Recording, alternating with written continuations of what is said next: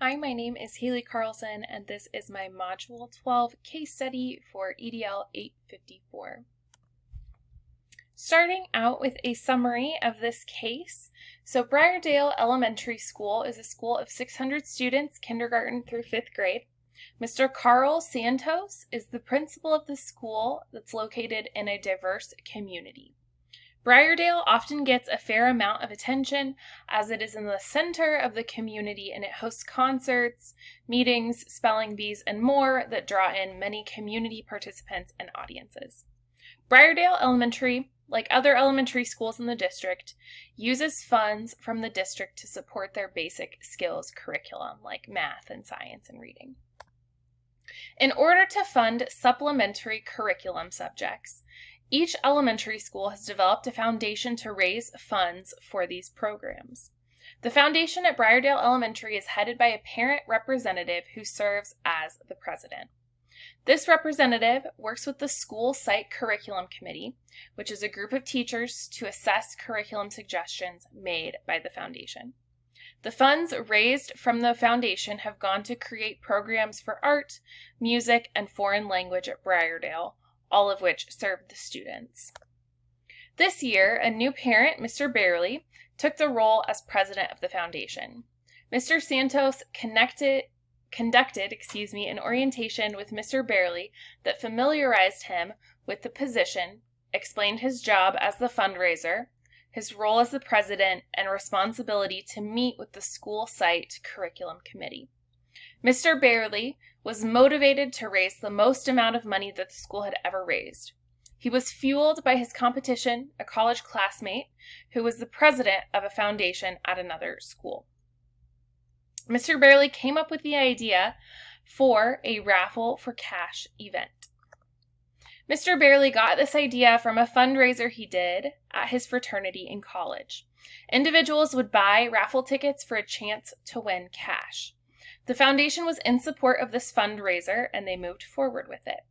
The night of the fundraiser, everyone was ready for a good night when Mr. Barely was arrested, booked, and released for his part in the raffle for cash fundraiser. Mr. Barely was convicted of a misdemeanor and placed on probation. It turns out that someone in the community tipped off the sheriff and informed them of the event. All Briardale staff, especially Mr. Santos, was super embarrassed. So some legal and ethical issues that are surrounding this case. So legally, there was no raffle license that was applied for or approved. So in the state of Kansas and in a lot of other states, that's mandated by the Department of Revenue that a nonprofit is the only one that can hold a raffle and that they have to apply for a license for it to be legal. Ethically, the individual who reported the issue did so with the intent of getting someone in trouble, not for informing them to help them. It was a rat them out kind of situation. There was a lack of informed decision-making that applies laws, policies, and regulations by school personnel, but there was no harassment or discrimination in this case. So synthesizing the whole case into a sentence, a parent foundation and school members did not check that their fundraising event for supplemental curriculum was legal for the state they were operating in.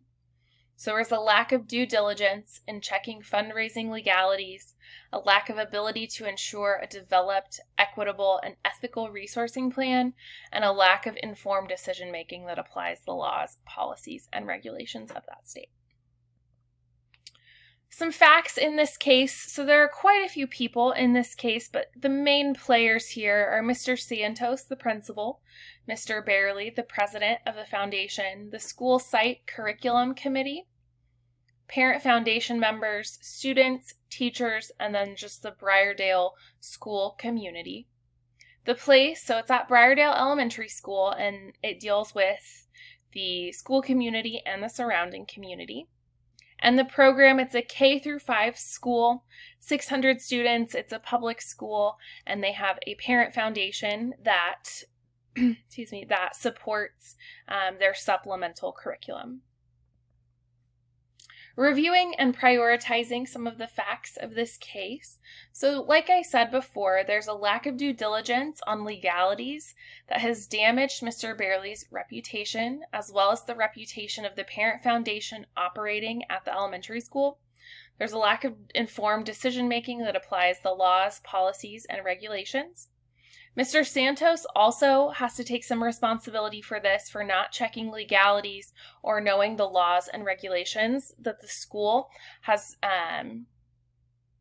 broken, and he has risked the reputation of Briardale Elementary School and its teachers.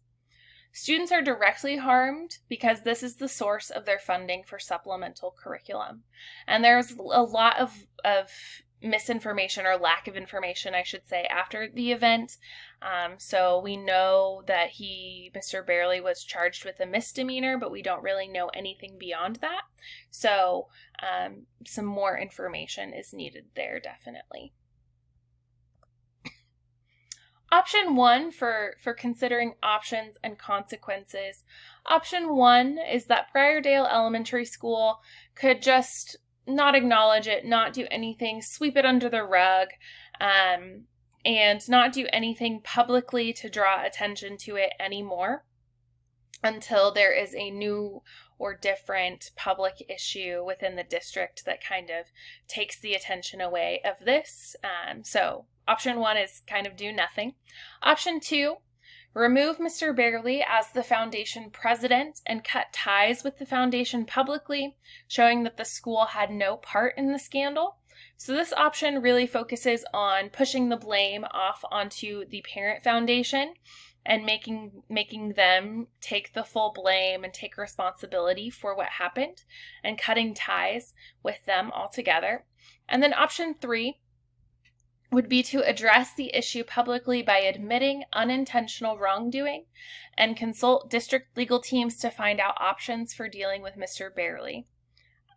You could also add some more school presence to the foundation so that there's more involvement between the parents who are raising the money and then the school who is receiving the money. This one kind of unites people in taking the blame and works towards having a solution to not have it happen again. So some options, kind of evaluating the pros and cons of each one of these. Option 1, avoiding a problem out of embarrassment is poor leadership. This could hurt the relationship with the school and the district, as well as the school and the community. Avoiding a big scandal like this or a big problem like this is not a good way to resolve it. So probably going to be a no on option 1. Option 2, cutting ties with the foundation ruins a relationship between parents and the school. It also negatively impacts student success because that's how they get their money for the supplemental programs and curriculum that they use. And removing Mr. Barely harms a relationship because it was the oversight of many that caused his arrest. So it fell on his shoulders legally, but the school and the teachers and Mr. Santos and the other parents also had a hand in building the event. And so everyone should take responsibility for it. And if you just push it off on Mr. Barely, that strains a relationship, definitely. Option 3, admitting mistakes and apologizing for them can bring a lot of respect for an organization. This will save a lot of relationships and make for a better working environment moving forward. So choosing the best option, option 3, addressing the issue publicly by admitting unintentional wrongdoing, consulting a district legal team to find options for helping Mr. Barely deal with some of the legal consequences, seeing if there's anything that they can do to reduce maybe some of his charges or wipe his record clean, and then adding more of a school presence to the foundation. So communication with all stakeholders impacted by this is essential to save relationships and reputation. Admitting and explaining mistakes publicly can express the unintentional wrongdoing and allow people to put themselves in your shoes. And then policies and trainings can ensure that this does not happen again. So option 3 is definitely the most proactive approach that you can take, where all sides take responsibility for what has happened and work towards making sure that it doesn't happen again. Looking back at the case study, it's essential to provide informed decision-making that applies laws, policies, and regulations to serve student success. Mr. Santos had a large role to play in the budget debacle because he was not well versed on laws, policies, and regulations within the school. Mr. Bailey also had a large role to play in the budget debacle for these same issues. However, he should not be shamed for something that everyone had a hand in missing. And law enforcement could also take this as a teachable moment, and maybe they would see it this way after some persuading, but rather than ruin the reputation of the school or a parent, use it as a teachable moment. Say, when they arrive, do you have a license for this? No, then you need to shut it down and refund people their money. And that would be a better way, potentially, of handling that, if at all possible, to make sure that people learn from their mistake, but also no one gets in any legal trouble and legal reputations are not ruined because of it. But overall, this was a very interesting case. It made me very nervous, kind of going forward as a school leader, because there's so much to know, and the potential for missing something that could have consequences for others is something that I will probably carry with me. I'll probably carry this case study with me in the back of my mind as I move forward with fundraising and using funds and communicating with parents and foundations and things like that. So thank you for watching. I really enjoyed this.